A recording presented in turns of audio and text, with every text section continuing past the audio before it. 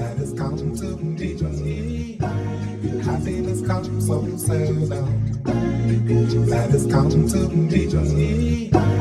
Happiness comes so seldom. That has come to me. Running fast to the edge of life. Jesus saved me a time. Happiness comes so seldom. That has come to me. Happiness comes so seldom. That has come to me. Happiness comes so seldom. That has come to me. Running fast for the edge of life. Jesus saved me a time. Happiness comes so seldom. That has come to me.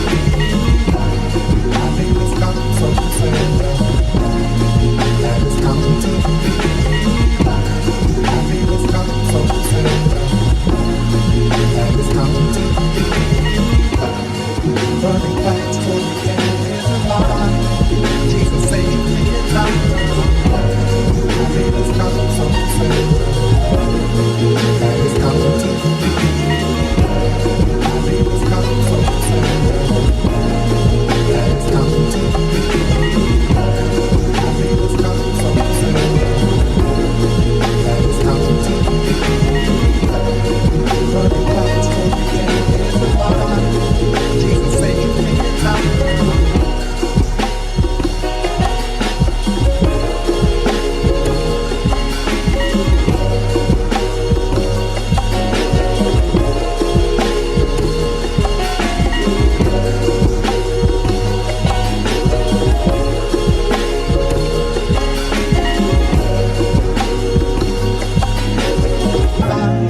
Jesus saved me a time.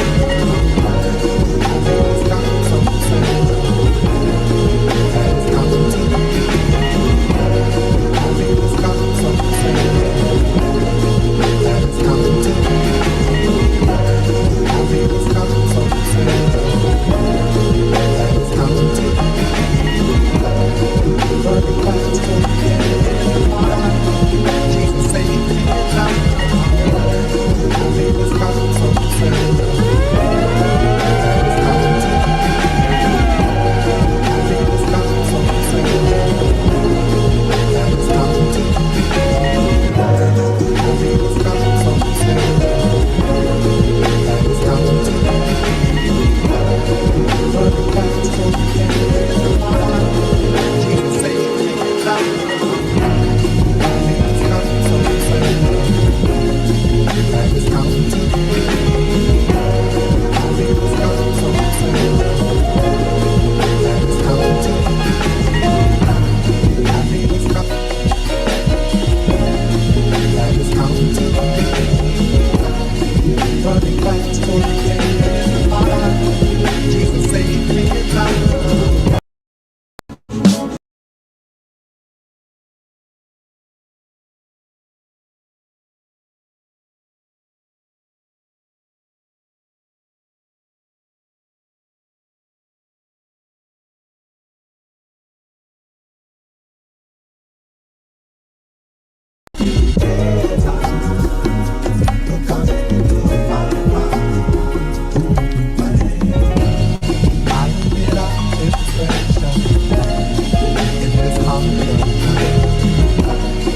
Running fast for the edge of life. Jesus saved me a time. Happiness comes so seldom. That has come to me. It is here in the Father's kingdom. It was there for me. You took me in, and you washed away my sin.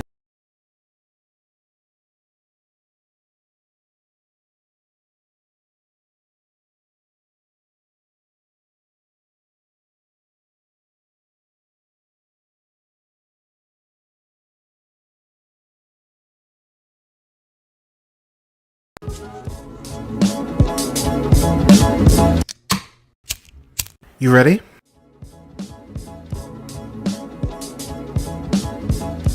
You're listening to the Real Pineapple Podcast Network.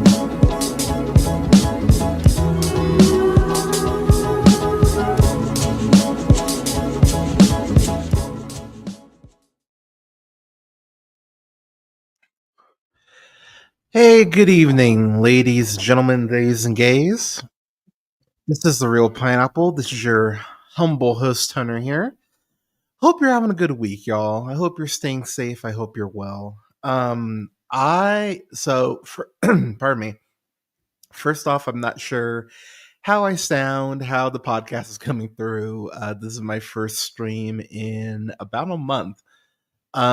So quick summary. Actually, I hate that I am at a left angle. Can I change that? There we go. That's better. Okay. So quick summary.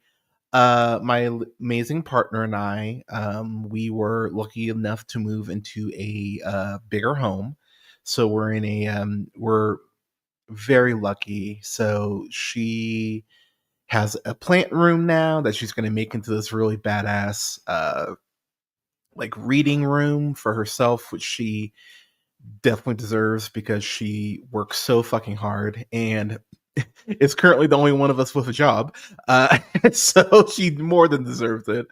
But she's going to be making that into this like really cool plant room, and then we have our bedroom together, obviously, and we have what you see here, which is the new Real Pineapple studio. So I'm gonna be making some changes here and there, but for the most part, I'll end up posting pictures to my socials at some point of the office proper. But yeah, I'm really excited, y'all. I'm real excited that we're in this new space where we've got a new energy, and um, I won't go super sadness on y'all tonight, but um, I'm hanging in there.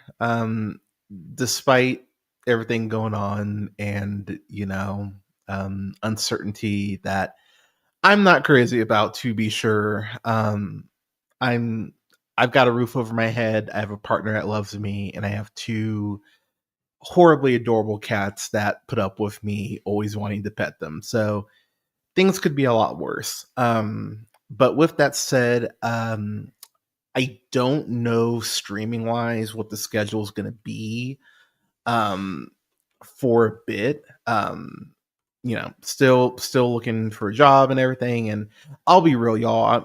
I'm having my good days. I'm having my bad days, and recently it's been several bad days. So just send those good vibes. If you believe in prayers, send your prayers and good thoughts, all those things. I know I'll be turning a corner here sooner than later. It's just, the soon waiting for through the sooner to get to the later is a little tiring. But I'm gonna be all right. We're gonna be all right. And I'll just say real quick to those of you who are just out there and are just feeling the weight of the world. I'll tell you right now, if you're not looking at the world and you're not tired and or terrified, that speaks volumes about you, because there's way too much shit going on right now that you should be like, what the fuck is going on? The world feels like a Captain America run right now, and I'm not a fan of it. I don't like that part at all. So yeah, so I understand if things just feel like a lot right now, but please know, like I said, I don't know streaming wise what the schedule is going to be or anything, but oh yeah, that's really the main reason I haven't been streaming, is outside of just being depressed. My computer stopped working. By the way, Microsoft, when you launch Windows 12, can you make sure you fuckers know what you're doing? Because goddamn, like I installed this Windows 11 or this Windows 10 update, because that's the stupid automatic updates, and it completely bricked my goddamn system. I had to reinstall Windows 10 to get basically what I was having happen is I was constantly getting the uh my computer would boot up, but then it wouldn't go to the startup screen. So I was in this fucking loop. I couldn't actually do anything. So shout out to the homie Christina, spicy wild card on socials, by the way. She'll be streaming soon, so please go ahead and follow her on Twitch and on IG and on Threads. She's a great follow on Threads. Hi, Milo. Milo, you leaving me? Hi. Yeah, you want to say hi to the people? Yeah, yeah, you can say hi. I'm trying to get out of the way so you can see Milo, and I realize the microphone is like perfectly covering him.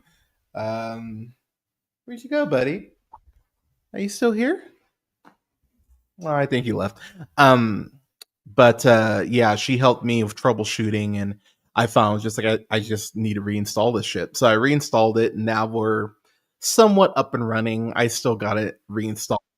Shit, like I completely forgot that like I didn't have Spotify on my computer until like 10 minutes ago. I was like, fuck, I need to re-download all this shit. So it'll take me a bit, but I will get caught up. But with that said, this is gonna be a short review.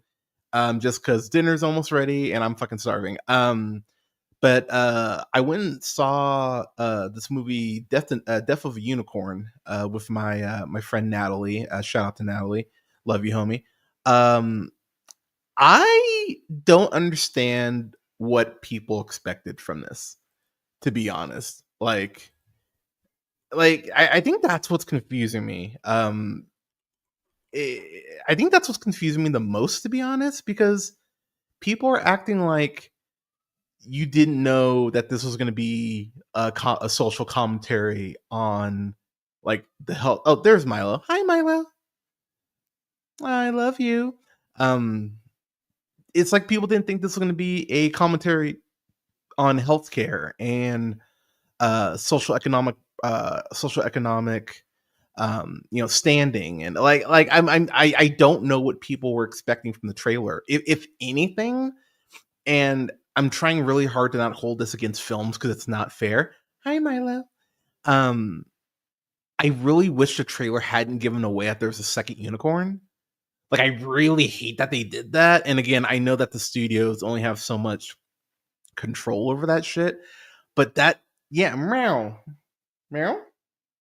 But that drove me bananas. I was really mad that that twist was spoiled for me. So, with that said, it stars Jenna Ortega, who is, I'm not gonna lie to y'all, seeing her response recently, I think I read it last week about Melissa Barrera, and confirming that the reason she's not back for Scream 7 was because of all of the way the studio went at Melissa for being correct in saying pro Palestine. And yeah, like the fact that that Jenna stood on business with her friend, that's loyalty you can't buy. And I know Jenna Ortega. I mean, she's young too. I think she's like 23, 22. Um, that's a grown ass woman move. 22. That's a grown ass woman move. And the fact that like seeing stuff like that gives me hope for for the new generation, for this next generation coming up, because y'all are gonna be the ones who changed the world for the better. Um, I found a gray hair this morning. Alea found a gray hair in my beard today, and I'm just like, yeah, with this current administration, I'm gonna probably go gray uh, a lot quicker than I'd like to. But I give Jenna Ortega all the credit in the world for staying on business and standing and sticking up for a friend. I really appreciate that, and the fact that that Warner Brothers confirmed Beetlejuice 3, and she's got Wednesday season 2 coming up. Haven't seen season 1 yet, so I am going to end up reviewing season 1, obviously, before season 2 comes out. But this young woman is special, and the more you watch this movie, she's required to do, like, she's very much the straight woman. She's very much the avatar for the audience in terms of being the one who is reacting to everything in real time. And I think that's a role that she's actually very, very great at. That's something that she was able to do so well in Scream 5 as well. But when you talk about her and Paul Rudd's chemistry, it's really funny because Paul Rudd, it's interesting to see him being more of a straight man, because I think we all think, Brian Fantana and Ant-Man, and you think about, like I Love You Man, stuff like that. But he's so good at playing the straight man. And this really is more of a vehicle for Ortega to be able to show off some dramatic beats. And for Will Poulter, who I love Will Poulter. I mean, between Midsummer, which I admittedly haven't seen. I've heard Warfare that just came out is fucking amazing. I'm excited to check that out. But between that and between Detroit, which he's just a monster in, but between that and Glassland, which I did see, Glassland is great, and We're the Millers, like the dude really is a great actor in general, comedically especially. And this is basically the Will Poulter show. It's really Will Poulter and Jenna Ortega's film, and the way that they bounce off each other is so much fucking fun. He he is very much just he's such a douche, but he's like that. He's that douche that would grow up in a family that wouldn't check his behavior, which is why it's so believable, and that's what makes it so like funny slash sad. I didn't take any notes from the movie, so and I saw this like 3 weeks ago, so I am going off memory. But um, Ortega and Rudd's characters, they are driving up to this retreat, basically, that this rich family is hosting, which is ran by Odell, who's played, of course, by the brilliant Richard E. Grant.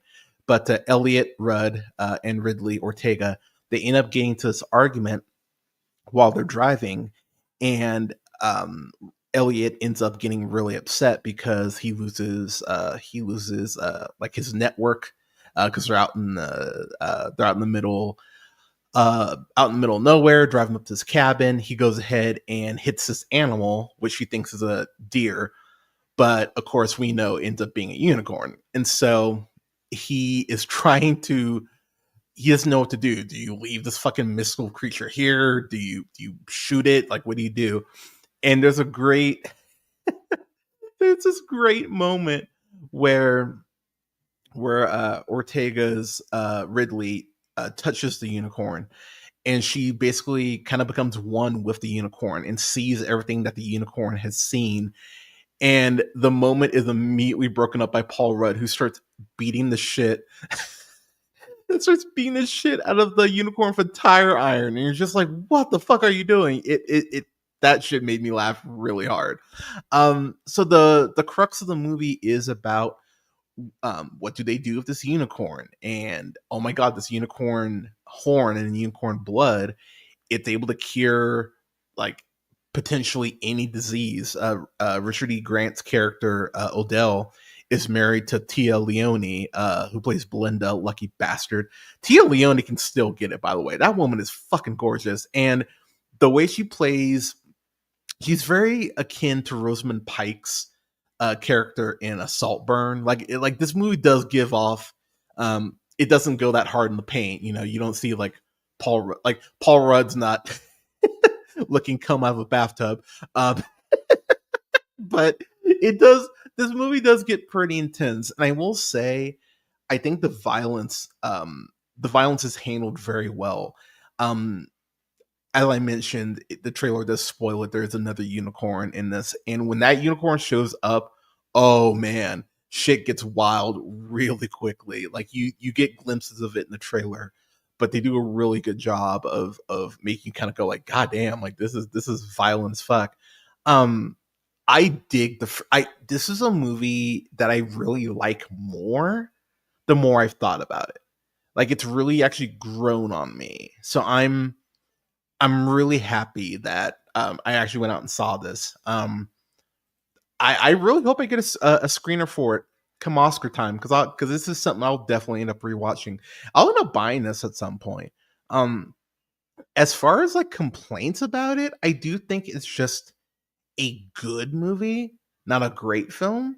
But honestly, and I know I go on this rant all the time, but it is true. Not everything needs to be the worst thing. Not everything needs to be the greatest thing since sliced bread. Sometimes a good movie is just good, and that's fine. It's okay if something's just good.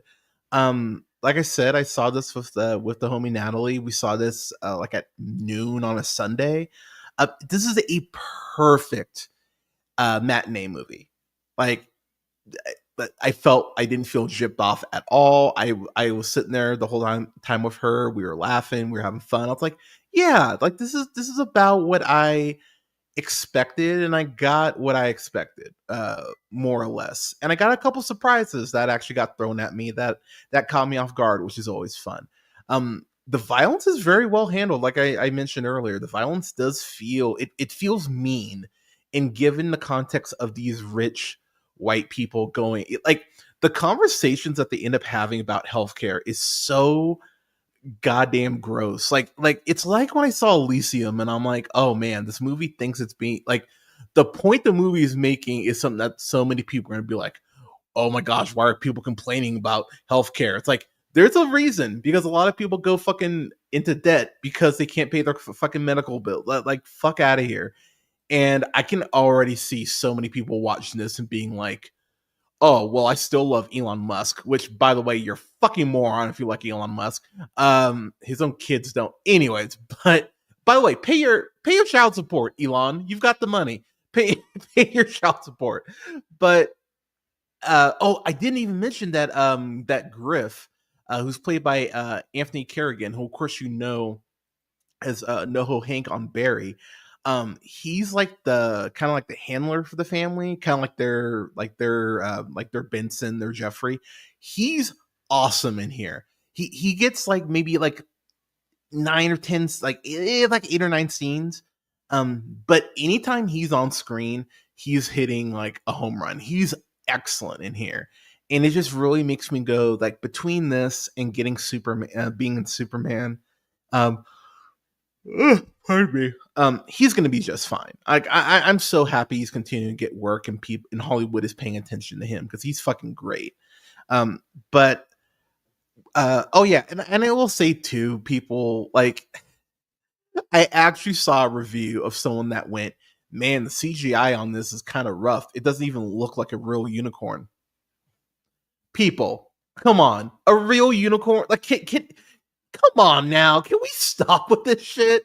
Okay, like it's an A24 movie. This isn't a fucking like this isn't a $200 million film. Like I kind of had a feeling the unicorn would look a little rough in spots, but you know they did the best they could. Honestly, like bad CGI, unless it's like a Bella Swan baby, it rarely just like takes me out of the movie. And the unicorn is there to serve a purpose, so it's fine, people. It's fine. But getting in the final thoughts here, I really enjoyed this. I had fun with this. Like I said, I saw it at a early matinee. I think that's a perfect time to see it. I think that's a perfect place to see it. Um, the Rotten Tomato score, I think it's like 53%. Um, wow, really? So here's the thing. This is what the critics' consensus is, according to Rotten Tomatoes, again, which is not gospel. But receiving some sparkle from Paul Rudd and Jenna Ortega's father-daughter rapport, Death of a Unicorn's broad satire is a bit too on the horn, really, but makes for an entertainingly splattery creature feature. Here's the thing, y'all. Like I've said probably 100 times on the pod. Um, the time of subtlety is over because people don't want to critically think anymore. So sometimes you need to bash people over the fucking head. And again, there are people who defend Elon Musk. So I have no issue whatsoever with this movie being blunt as a motherfucker. It should be and kind of needs to be again because a lot of you morons have ruined subtlety. Which, by the way, if you're a fan of Elon Musk or defend him, get the fuck off of my stream. I don't want you watch my shit. You don't deserve to watch my shit. But I digress. Oh yeah, what was my point? But at the end of the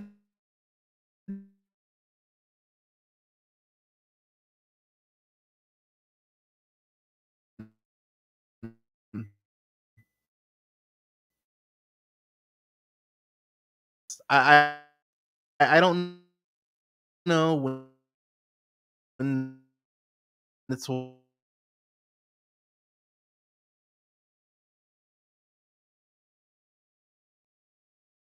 this.